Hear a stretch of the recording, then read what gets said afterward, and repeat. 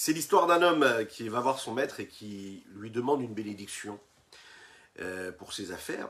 Une personne qui était assez riche. Et il demande au rabbi, il dit, est-ce que quand je donne la tzedaka, elle m'est comptée par rapport aux chiffres, par rapport au nombre de milliers, de centaines, de milliers ou de millions que je donne, ou est-ce que ça n'est pas le chiffre qui compte?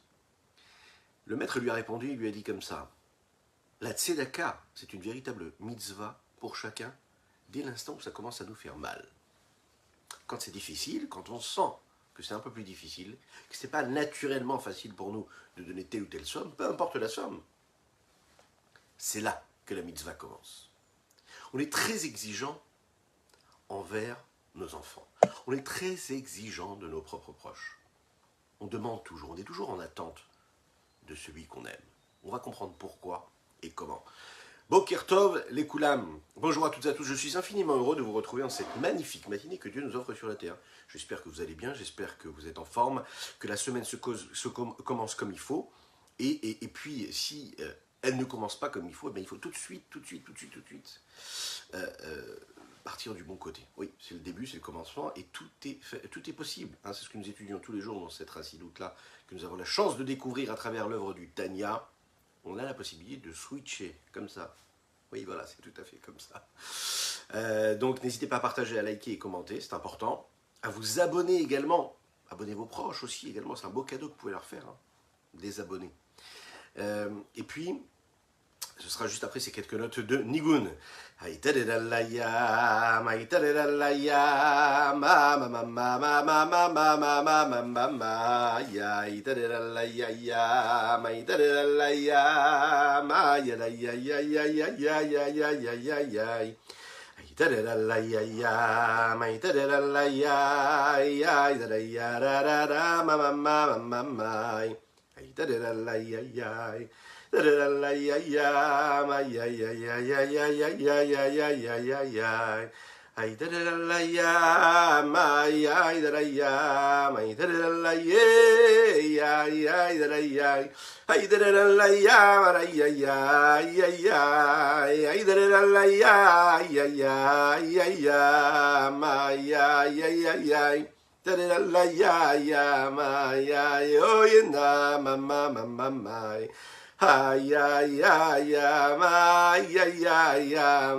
ay, ay, oh, yeah, ay, ay, ay, ay, ay, ay, ay, ay, ay, ay, ay, oh, yeah, ma. Bonjour à toutes et à tous. Nous étudions aujourd'hui pour le mérite de Moshe Michael Sadoun, qu'Akadosh Baruch Hu lui envoie un torrent de bénédictions. Oui, on peut le dire.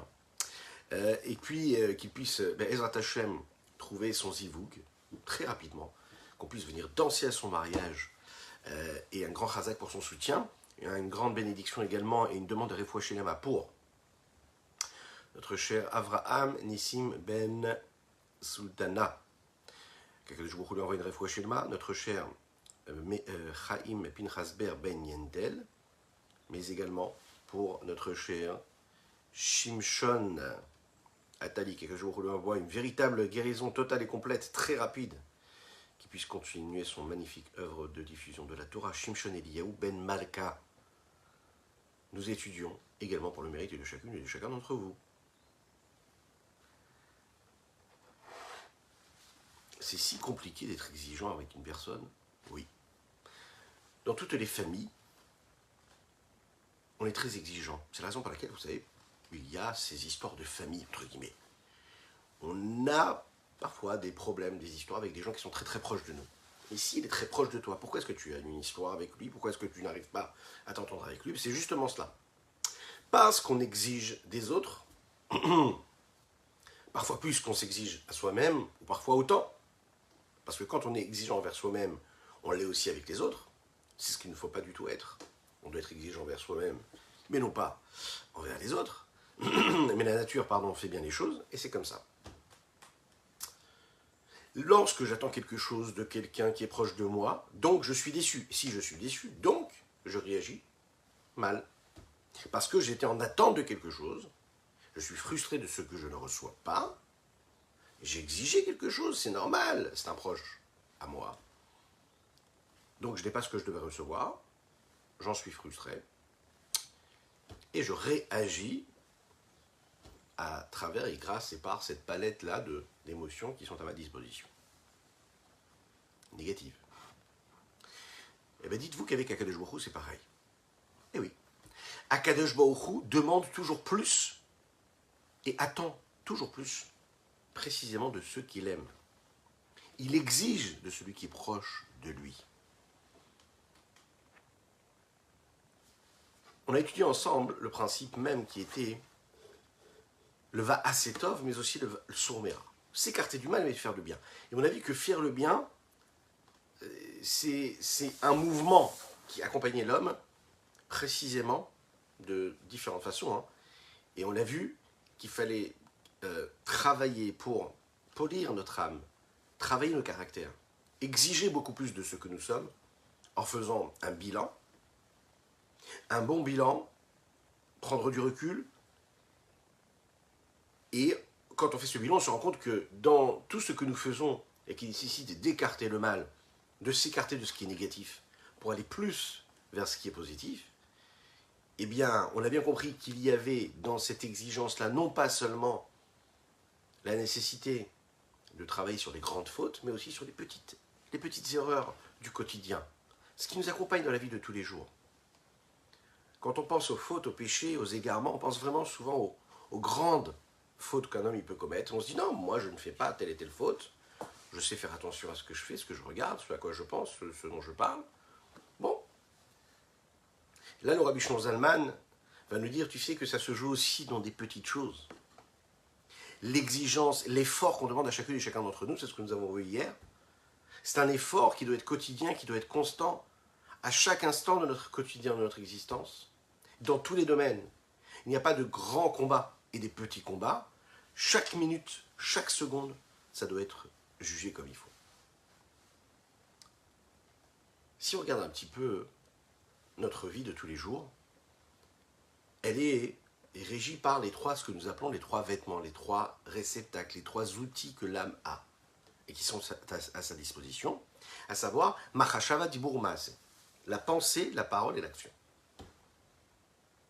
La parole, c'est faire attention de ne pas avoir des paroles qui sont futiles.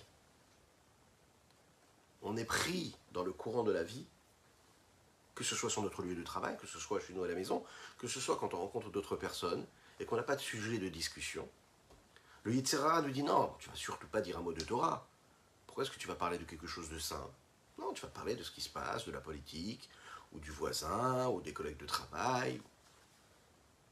Ce qu'on appelle Dvarim Betelim, des paroles futiles et banales. Vous remarquerez que la Kedusha, c'est ce que nous voyons ici, la sainteté, elle a une force. Et c'est la raison pour laquelle on a du mal, et on la laisse comme ça, filer devant nous. Et on va s'attarder sur des paroles futiles et banales, et vaines, parce que naturellement on est attiré vers ça, et on se dit non, c'est plus facile. Mais on se rendra compte que quand on dit un mot de Torah, et quand on sanctifie nos paroles, nos mots, très rapidement on sent qu'on est passé à quelque chose d'autre, qu'on a sublimé l'instant, qu'on a sanctifié le moment. La parole futile et banale, elle est là pour meubler souvent. La Torah, elle nous dit Vedibar Tabam. Nous le disons tous les jours dans les schémas Israël. On doit enseigner à nos enfants la Torah. On doit vivre avec la Torah en allant se coucher et en se réveillant le matin. Et la Torah nous dit qu'on doit parler de la Torah. Vedibar Tabam, ça veut dire que ta parole, elle doit être consacrée à la sanctification de Dieu. Ça veut dire que tu ne dois pas employer la parole, le souffle de ta bouche ne doit pas former des lettres et des mots et des phrases, si ce n'est pour prononcer des belles paroles de Kedusha, de sainteté. Vous allez me dire, mais quelle exigence. On nous demande beaucoup. C'est important de le savoir. Une fois qu'on sait ces choses-là, ensuite, après, on régule. Hein, on évolue tranquillement en fonction de nos capacités. Et plus que nos capacités. Lechaim, lechaim, lechaim.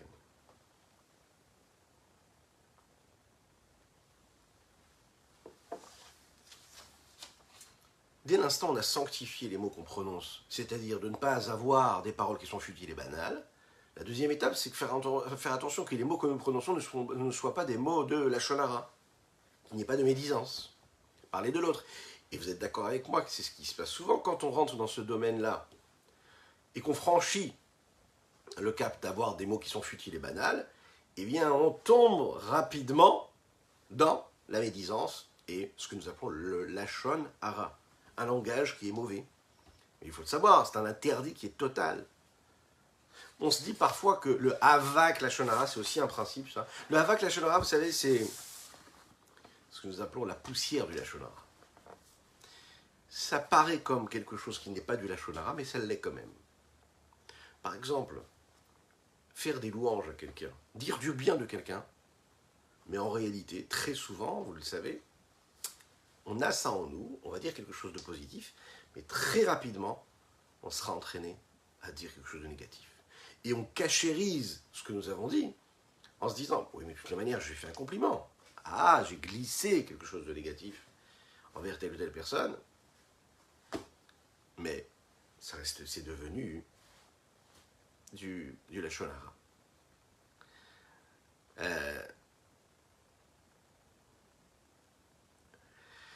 Vous savez que la première personne sur laquelle il ne faut pas faire lachon hara, c'est écrit comme ça dans les textes, c'est soi-même. Donc c'est pareil, envers les autres ou envers soi-même.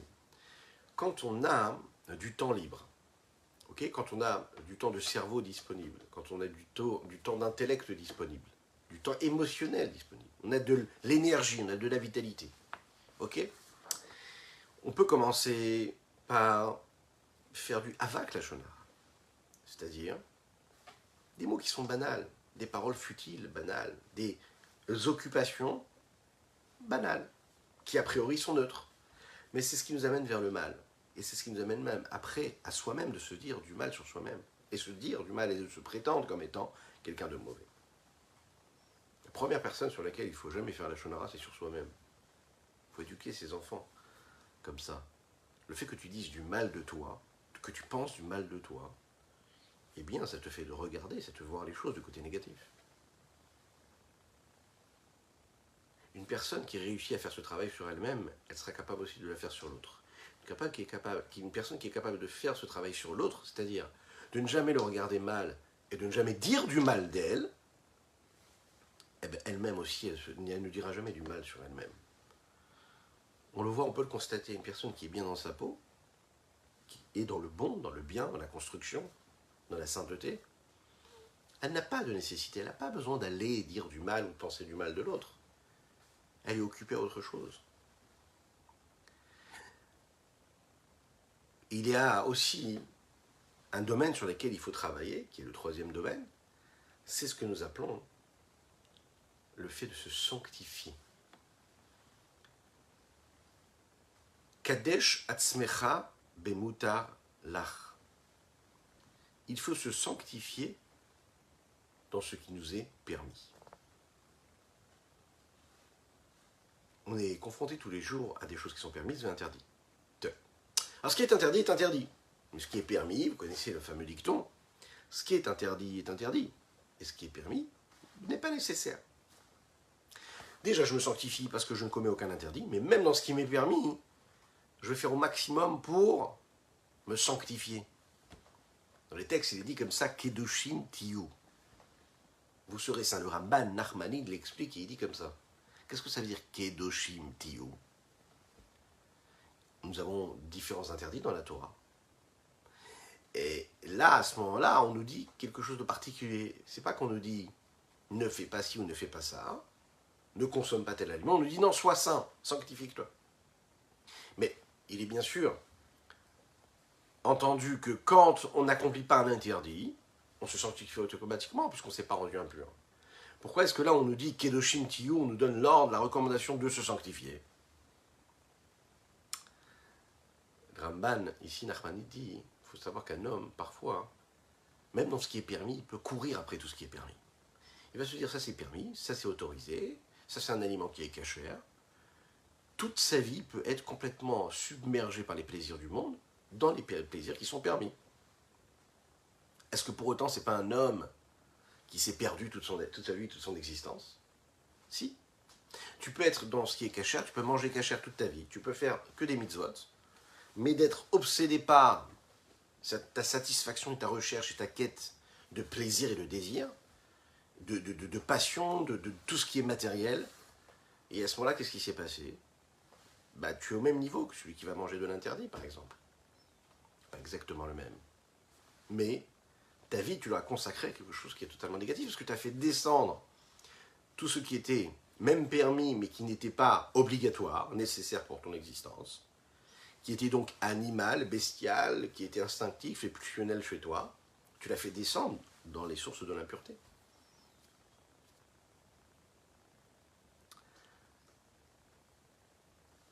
Les grands décisionnaires à travers l'histoire se sont posé la question de savoir est-ce que cette nécessité-là, cette exigence qu'on attend de chacune et chacun, à savoir de se sanctifier, est-ce que c'est un interdit, c'est une recommandation de la Torah écrite, ou une recommandation de nos sages à travers les générations?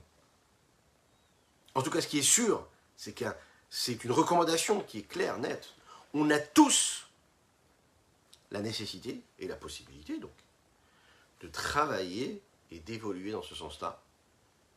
On a tendance à se permettre beaucoup de choses, eh bien, il faut rectifier le tir. On a tendance à se vautrer souvent dans ce qui nous est permis, et là, on te dit, non, fais attention quand même.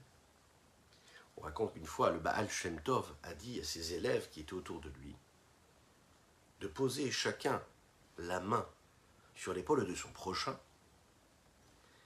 et de fermer les yeux.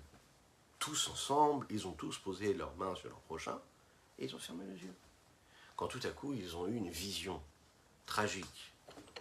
Ils ont vu un taureau, un bœuf qui était habillé avec des habits de Shabbat, avec un shtraimel, comme on l'imagine à l'époque, avec un beau vêtement de soie de Shabbat, qui était assis avec eux en train de manger la Séouda de Shabbat.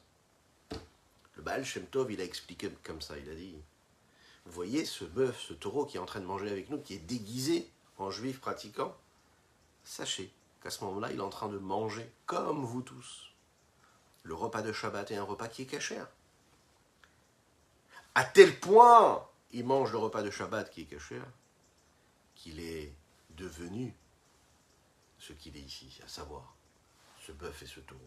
Un homme simple, quand il devient ce qu'il est en train de manger, mais il devient ce morceau de viande qu'il est en train de manger. Tu es descendu à ce niveau-là, tu es descendu au niveau de ce morceau-là de viande que tu es en train de manger, eh bien tu t'es mis à son niveau, tu es devenu ce que tu manges. Hein, il y a un principe comme ça qui se dit, oui, on est ce que l'on mange. Ouais. Regardez dans les mots ce que le Rabbi Shimon Zalman nous dit ici. Sourmera, qu'est-ce que ça veut dire sourmera? Je m'écarte du mal. Comment? Il dit comme ça. Va'afil ou bebechinat sourmera, ça peut être aussi du côté de s'écarter du mal. Yachol kolish maskil limtso benafsho sheno sar legamre me'ara bakol mikol kol. Toute personne qui n'a pas eu cette force-là, cette capacité-là, de s'écarter du mal, comme il faut, parce qu'en fait, même si c'est un intellectuel qui réfléchit, qui se pose les bonnes questions, il n'a pas réussi à faire disparaître complètement Bakol Mikol Kol, c'est-à-dire dans tout, tout, le mal qu'il pouvait avoir en lui. Ça veut dire que cet homme-là, qui est représenté par le Benoni, se sent et se ressent comme étant quelqu'un de parfait, il se sent au-dessus même des autres. Il se dit, voilà, un homme simple, moi je suis quand même plus évolué, je suis quand même quelqu'un de bien, ouais, je mérite un petit peu plus. Si vraiment il était capable de mettre, d'analyser en fait, et de jauger, de juger l'effort qui devient là subjectif, puisque c'est un effort qu'il aurait pu et qu'il aurait dû fournir, qu'il aurait été prêt à mettre et investir dans son service de Dieu par rapport à l'effort que d'autres personnes qui n'ont pas son niveau à lui sont en mesure, eux, d'investir, il comprendrait qu'en réalité, il n'est pas plus élevé que eux, il est même plus bas qu'eux. Puisque l'effort qu'un homme simple doit parfois fournir est beaucoup plus grand que l'effort qu'un homme juste et élevé doit fournir. Qu'est-ce que ça veut dire Bakol, Mikol, Kol? Vous savez, c'est des mots que nous prononçons dans le Birkat Hamazon, qui ont été prononcés au sujet d'Avraham Avinu. Bakol, Mikol, Kol, la bénédiction, dans tout, de tout, partout, d'où tout, tout. Et là, de voir qu'on emploie ce terme-là ici, dans le Tanya, c'est assez intéressant. Mais qu'est-ce que ça veut dire? Ça veut dire que Bemakom, Shetzarich le Milchama Atsuma Ka'erecha Niskar Le'el. Dans ce combat-là qu'on demande et qu'on exige de chacun, quelque part, ce que tu demandes à l'autre, c'est-à-dire de faire ce qu'il a à faire pour maîtriser son penchant. Chacun en fonction de son niveau. Kegon par exemple. Les afsik be'emtsa sichana. Les paroles futiles et banales qu'un homme prononce. C'est une discussion sympathique, d'accord? Un bon moment. Ça peut être en train de prendre un café, mais qui est un peu moins un café pour l'âme, mais un café pour le corps. Et là, l'homme est là, il profite, il jubile de tout ce qu'il entend, il est heureux de parler de ce dont il parle. Mais ce sont des paroles qui sont futiles, et parfois ce n'est pas des paroles qui sont interdites, ou sales, ou mauvaises, non. Mais de s'arrêter de parler d'un sujet qui est banal, et de se dire, stop, je vais dire un mot de Torah par exemple. Ça nécessite un effort. Par exemple, aussi pour Bignut Ravero va Filuk Naikatan de Kalmeod. Ou bien, vous savez, les petits mots, les petites paroles, les petites choses qu'on dit sur son prochain, négatives. Mépriser une personne, dénigrer une personne. Hop, en une phrase, on peut tuer quelqu'un, vous le savez très bien. On peut dire un mot. Et parce qu'on a ce petit penchant, on a ce petit plaisir d'aller dire quelque chose de négatif sur l'autre, malheureusement. Afshe ou Emet, même si c'est vraiment quelque chose de vrai, mais que tu t'arrêtes en plein milieu, tu t'arrêtes. Ou parfois même, il dit ici, va filou kede les nakot et atzmo, les nakot atzmo, pas et. Afilou kede les nakot atzmo, même si c'est pour te nettoyer. Dans quel sens? Te justifier de quelque chose.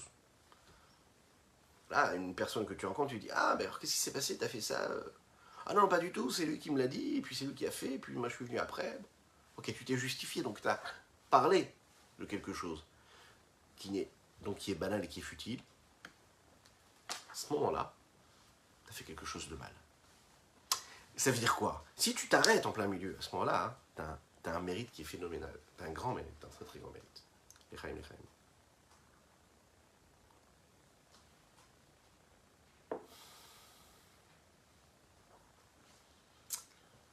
Si on regarde un petit peu notre existence, notre vie de tous les jours, on peut se rendre compte que c'est quelque chose qui nous arrive, en fait, tous les jours, on est confronté à ça. C'est dans des petits gestes, banals.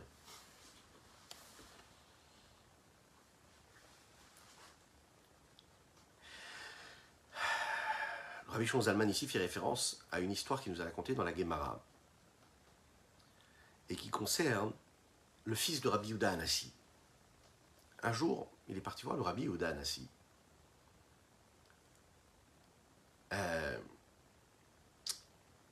Pour lui poser une question particulière. Et il s'est retrouvé que le Rabbi Yehuda Hanassi avait reçu ce que nous appelons un get mekouchar, c'est-à-dire un acte de divorce qui est écrit d'une certaine façon, c'est-à-dire qu'il y avait l'écriture de quelques lignes. Ensuite, on double ce qui a été écrit sur la partie inférieure et on coud cette partie qui a été écrite et on fait comme ça jusqu'à la fin. Rabbi Yehuda Hanassi a ouvert cet acte-là, ce contrat, cet acte de divorce, que Dieu nous en préserve. Et il a découvert que sur cet acte-là, il n'y avait pas de date inscrite.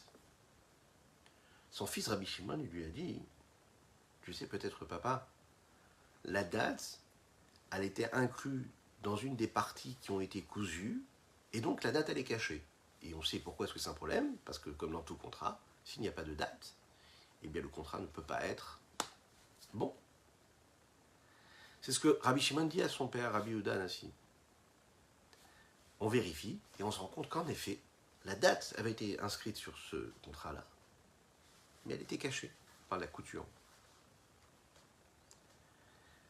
Rabbi Yehuda Hanassi faisait très très attention à chaque chose. Il préférait un get qui était écrit de manière simple, normale, habituelle, de façon à ce que la date soit bien visible, parce que la date, ce n'est pas quelque chose de banal, c'est en fonction de la date qu'on est capable de dire à quel moment ce couple-là a été défait, à quel moment la femme est libre, et l'homme est libre d'avoir une autre vie, ou pas. Donc la date, c'est très très très important. Son fils lui a dit, c'est pas moi qui l'ai écrit, je suis désolé. C'est peut-être une erreur, mais c'est pas moi qui l'ai écrit.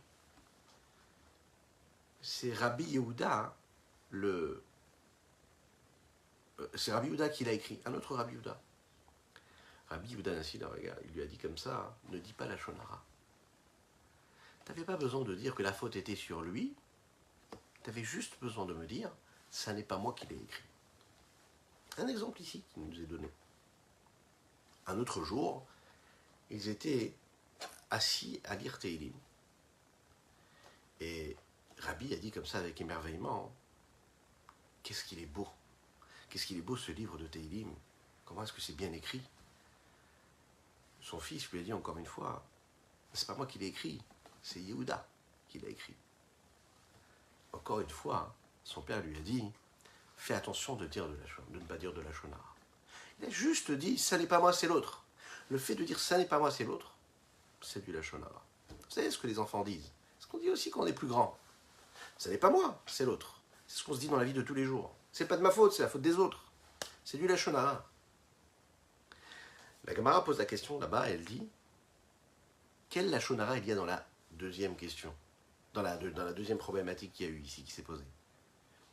Après, oui, il n'y a pas eu de Lachonara. Au contraire, il est en train de faire des louanges et de dire des bonnes choses sur cet élève-là, qui lui, est en train de dire, c'est pas moi qui l'ai écrit, c'est l'autre qui a écrit, c'est lui qui a une belle écriture. Et la Gemara répond comme ça, elle dit, non.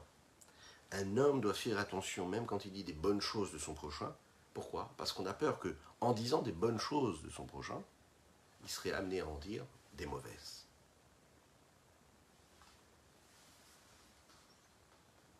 Et ça, c'est du réel. Regardez dans les mots ce que dit Rabbi Shlomo Zalman de Liadi. Il rentre dans notre vie de tous les jours, dans les petits détails de notre existence. Kanoda me'ad et Rabbi Shimon le'aviv Rabbeinu Akadosh. Rabbi Shimon qui dit à son père, Rabbi Yehuda Anassi, Lav ana ketave la Yehuda chayata ketave. C'est pas moi qui l'ai écrit, mais c'est Yehuda qui l'a écrit, c'est-à-dire une autre personne. Amarlo, il lui a dit son père, Kalech min lashonara, écarte-toi du lashonara. Ayen sham bagmara esperikud de Bavatra. On peut aller regarder ce qui est dit ici dans la Gemara, au début du chapitre 10 de Baba Batra. Donc des petites choses comme ça, au Kai Gavna, quand même il est d'Ishkich et Touva. Il y a différentes paroles et différentes choses qu'on est capable de dire, qui nous paraissent totalement légères et insignifiantes, mais qui ont une incidence et une importance phénoménale. C'est ce qui peut nous arriver par exemple quand on fait du commerce.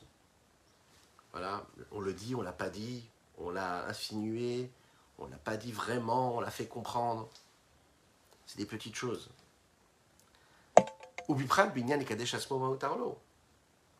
Le combat dont nous avons parlé tout à l'heure, qui est ce sommet-là, ça veut dire de s'écarter du mal. Mais même dans ce qui nous est permis, parce que je me comporte avec sanctification, je m'élève des sujets du monde, de ce que le monde exige, de ce qu'il m'impose, de ce qu'il m'offre. Et c'est la capacité que nous pouvons avoir entre se séparer de ce qui nous est permis. Qu'est-ce que ça veut dire? Il y a marqué comme ça, Shiumi deoraita kemoshkatuf kedoshim tiu. C'est marqué, vous serez saints, ve'id kadishtem. Non seulement vous êtes saints, mais en plus de ça, vous serez saints, mais en plus de ça, vous allez vous sanctifier. Qu'est-ce que ça veut dire? Ça veut dire que je dois faire un effort pour aller me sanctifier encore plus. Vegam divrei Torah chamorim vegam divrei sofrim chamorim divrei Torah. Et les paroles des Chachamim, elles sont encore plus importantes que les paroles de la Torah, comme il est dit dans la Gemara Brachot. A priori, on pourrait se dire, puisque ça n'a pas été écrit dans la Torah, c'est pas aussi important. Les Chachamim nous disent que c'est encore plus grave que les paroles de la Torah elle-même. Et celui qui transgresse et qui passe outre les paroles de nos sages, eh bien, il peut se retrouver à être, entre guillemets, puni, et on va le juger négativement, bien plus que celui qui va, ou bien comme une personne qui va transgresser un interdit de la Torah. Et là, chez Kol Elou et Kayitse Baen Be'avonot, chez Adam Dash Be'akvav, Vegam Nasu Keiter Mechamat, Shavar Veshana Vechule. Maintenant, pourquoi tout cela? Bien qu'il y a tous ces manquements, tous ces défauts, l'homme ressent quand même qu'il n'est pas n'importe qui. Il se sent être. Il a de l'importance à ses yeux. Bien qu'il est capable de fouler par les talons de ses pieds, très souvent, des petites choses de la vie de tous les jours, qui lui paraissent insignifiantes. Il y a les mitzvot, il y a les avérotes. Il y a des avérotes qui sont très graves, des péchés qui sont très graves. Et souvent, on a l'impression que les petites choses ne sont pas considérées comme des fautes graves, mais elles le sont. Pourquoi? Parce que, vous savez, c'est comme quand un enfant qui fait une bêtise, on dit « Pourquoi tu as fait la bêtise ?» Il vous dit, mais tout le monde a fait. Pourquoi est-ce que tu as été là-bas? Eh ben, on a tous été là-bas, toute la classe y a été. Pourquoi vous l'avez frappé? Eh ben, tout le monde l'a frappé. Pourquoi est-ce que vous avez... Tout le monde y était. On a tendance à se justifier en fonction de ce que les hommes qui sont autour de nous font. Pardon. C'est la raison pour laquelle il est important toujours d'être dans un environnement qui est positif, qui est kadosh, qui est bien. C'est important d'être avec des personnes qui sont des OVDHM, qui servent Dieu, qui soient des exemples. Puisqu'en effet, que ce soit nous-mêmes ou nos enfants, on ne se rend même plus compte. Et nous vivons souvent en fonction des personnes qui sont autour de nous. Et on trouve des justifications à nos actes, à nos directions de pensée, à nos paroles, à nos sujets de préoccupation, à ce que nous investissons, ce que nous faisons dans notre vie de tous les jours. L'échelle de valeur, elle dépend souvent de notre environnement. Et quand on s'y est habitué, et quand d'autres le font, on trouve des justifications en se disant, mais c'est pas grave, je fais comme tout le monde. Vegamna Suketer, il arrive des fois où cela devient comme quelque chose de permis. Pourquoi? Mechamat Shavar, Veshana, Verroulé. Il est dit comme ça dans la Gemara Yoma, la première fois qu'un homme fait une Avera, bien sûr que depuis le plus profond niveau de son âme, il regrette la faute qu'il a commise. En effet. Mais dès l'instant où il fait la deuxième fois, il regrette un petit peu moins. La troisième fois, il souffre quasiment plus. La quatrième fois, la cinquième fois, il oublie complètement. Après, au bout de la 10e fois, il se dit, oulala, j'ai rendu impur mon âme. Et après, 11e, 12e, là, il se pose même plus de questions, il ne sait même plus que c'est interdit. Et il se dit, il n'y a rien de grave dans ce que je fais. Et pourquoi? Parce qu'il ne s'est pas rendu compte de tout ce cheminement, de tout ce qu'il a amené là où il est aujourd'hui. Si on lui avait dit, tu sais, il y a quelques années, on lui avait dit, tu sais, tu vas aller faire telle ou telle chose, tu vas aller dans tel et tel endroit. Il aurait dit, mais ça ne va pas, c'est pas pour moi, c'est interdit, je ne peux pas faire une chose pareille. Mais quand tu as commencé à te laisser aller à une petite chose, et encore une petite chose, et encore une petite chose, à un moment, tu te rends compte que tu peux cachériser, rendre permis quelque chose qui est totalement interdit. Et ça concerne chacune et chacun d'entre nous, peu importe le niveau que nous avons de spiritualité, peu importe notre niveau, peu importe ce que... Vraiment, hein, peu importe ce que nous sommes. Chaim.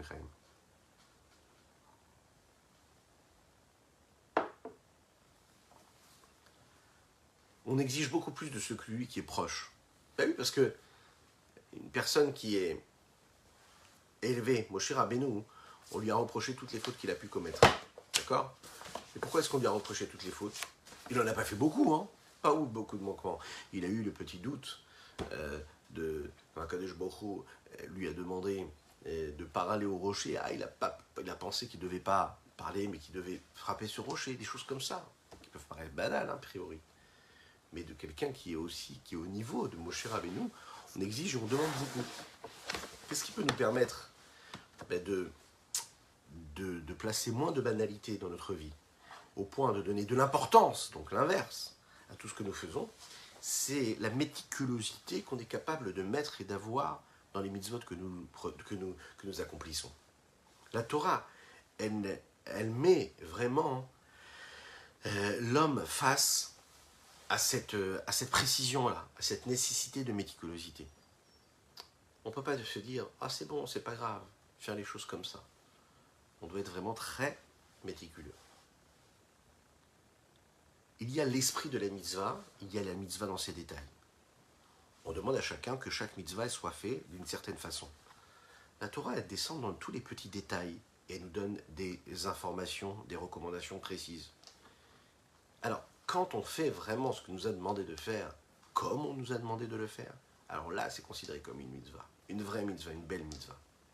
La question qui se pose, c'est pourquoi est-ce que la Torah, elle est si méticuleuse? Pourquoi on nous demande tellement de choses, tellement de détails?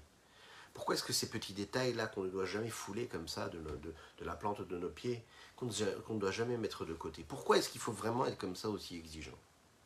Qu'est-ce qu'il y a de si important de vérifier par exemple chaque lettre ou chaque petit bout de lettre qu'il y a dans les téphilines, dans la mezouza?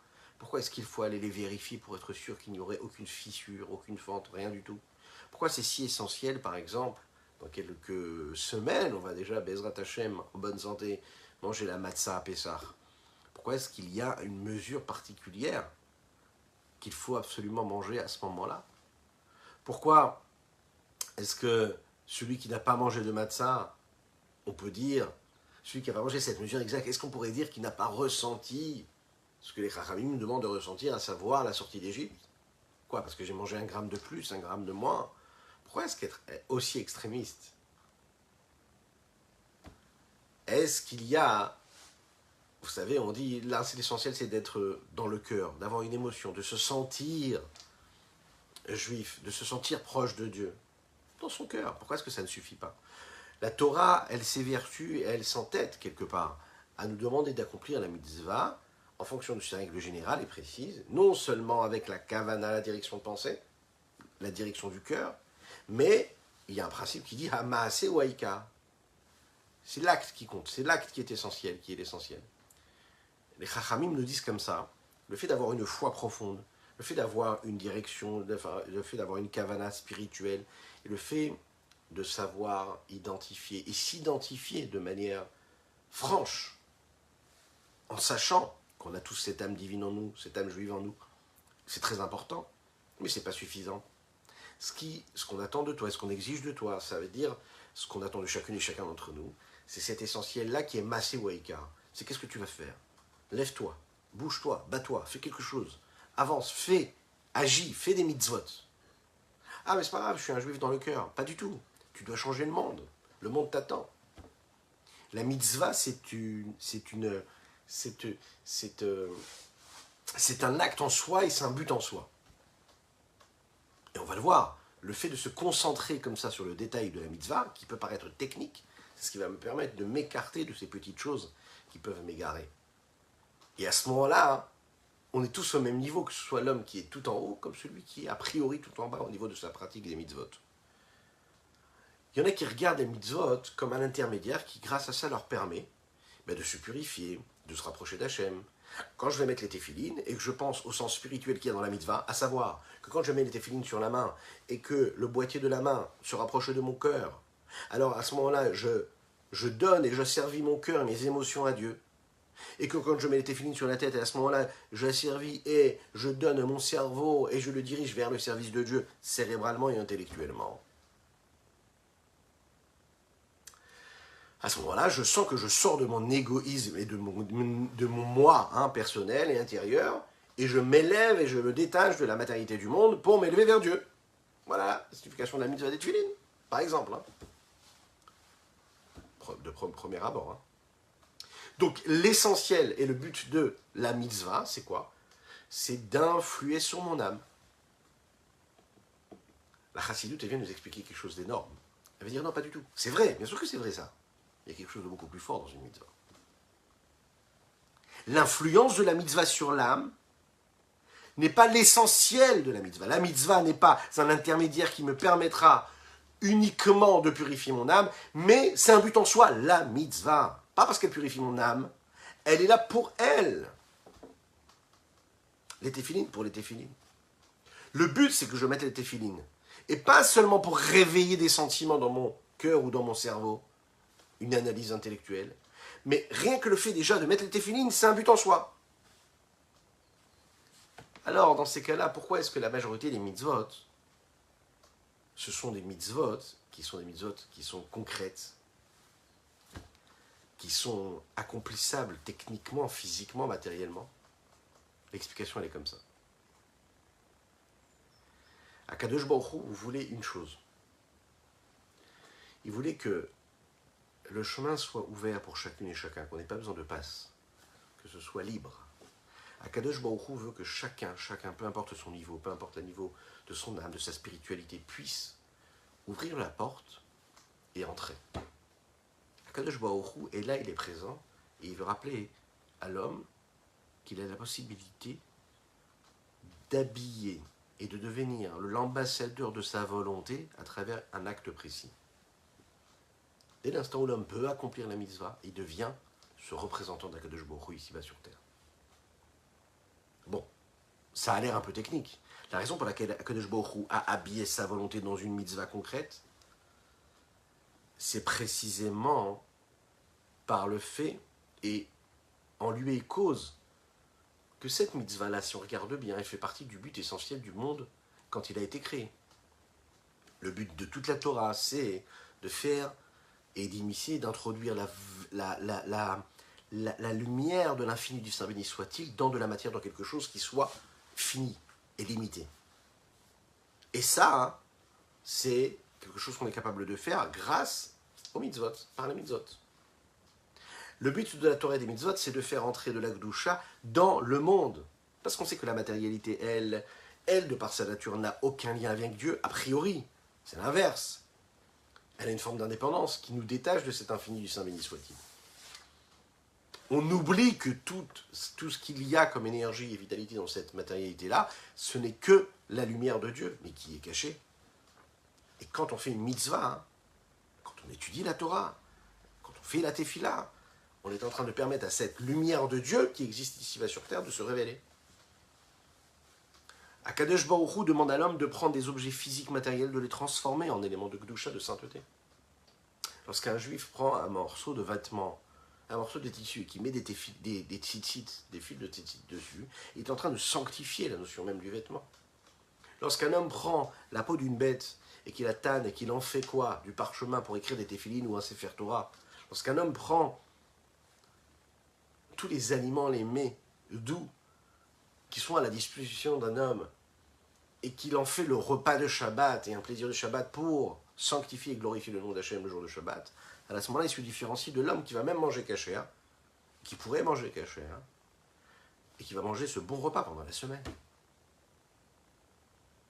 Il est en train de prendre la sainteté d'Akadosh Baruch Hu et de la dévoiler, la lumière de Dieu. Il la dévoile dans ce monde-là. Et c'est ça le but de chacune et chacun d'entre nous ici-bas sur Terre, le but de la création, de transformer ce monde-là, matériel et physique, en un endroit qui soit Kadosh. Akadosh Baruch Hu, Dieu nous a éparpillés parmi toutes les nations. Le peuple juif, on est partout. On n'est pas bloqué à un seul endroit. On peut se dire, mais pourquoi est-ce que Dieu il a voulu tellement de choses, tellement nous mettre partout? Pourquoi cet exil? En fait, il faut bien comprendre une chose, qu'à chaque fois qu'un juif se trouve quelque part, peu importe là où il est, il a été amené par la providence divine à aller avoir un rendez-vous de travail dans tel et tel endroit du monde qui lui paraît le plus éloigné du monde, et il ne comprend pas pourquoi est-ce qu'il est là-bas. Il doit se rappeler d'une chose, qu'il est là parce qu'il doit cachériser le monde et l'endroit dans lequel il se trouve et le moment de vie dans lequel il est pour de la sainteté et de la pureté. Quand Akadosh Baruch Hu, avec toute sa force et son honneur, résidera, c'est-à-dire sera dévoilé dans toutes les parties du monde, physique, dans le temps et dans l'espace, et au-dessus de l'espace et du temps, c'est-à-dire qu'on réussira à traverser les limites du temps et de l'espace, à travers notre accomplissement et des mitzvot. C'est-à-dire qu'un juif, il est capable, comme le Haron HaKodesh qui était dans le Kodesh HaKodeshim, dans le Saint des Saints, dans le Beth Amikdash. C'est-à-dire que d'être dans un monde qui lui est limité, mais de réussir à chaque fois à avoir un acte, une pensée ou une parole qui va symboliser le fait qu'on soit illimité et infini, parce qu'on ramène un message de Torah à travers la mitzvah qu'on va prononcer, qu'on va faire, ou à travers la parole de Torah qu'on va prononcer. On se détache, on se sépare de ce monde-là dans lequel on est, dans ses limites. Ben, le fait de sortir des limites de l'espace-temps dans lequel on est, à travers la connexion que nous avons avec la spiritualité, avec la sainteté qu'il y a dans les mitzvot que Dieu nous a données, à ce moment-là, chaque fois, on s'extrait des limites. Donc peu importe là où on est, peu importe la langue que nous parlons, peu importe l'endroit, qu'il fasse chaud ou qu'il fasse froid, peu importe le temps, peu importe l'instant, qu'il fasse nuit ou qu'il fasse jour, dès l'instant où on est capable de sanctifier ce moment, cet instant, en sortant des limites de ce temps, de cet instant, parce qu'on va respecter les petits détails de la mitzvah, les petits détails de ce que Dieu attend de nous, à ce moment-là précis, on a réussi à transformer le monde dans lequel nous vivons en étant un lieu de paix, de sérénité, de bienveillance spirituelle, celle de Dieu. C'est Dieu qui se révèle à ce moment-là. C'est notre mission à chacune et chacun. C'est sur ces mots-là que nous allons conclure notre Tanya du jour. Je vous souhaite une excellente journée, une excellente semaine, Shavua Tov ou Mazal Tov, que des bonnes choses et des bonnes nouvelles pour chacune et chacun. N'hésitez pas à partager, n'hésitez pas à commenter, à vous abonner et à liker toutes les publications. Nous sommes présents, je vous le rappelle, sur les réseaux sociaux, mais aussi également en podcast. Donc allez-y sur toutes les différentes plateformes et vous avez le lien qui s'affiche. Je vous dis à très bientôt.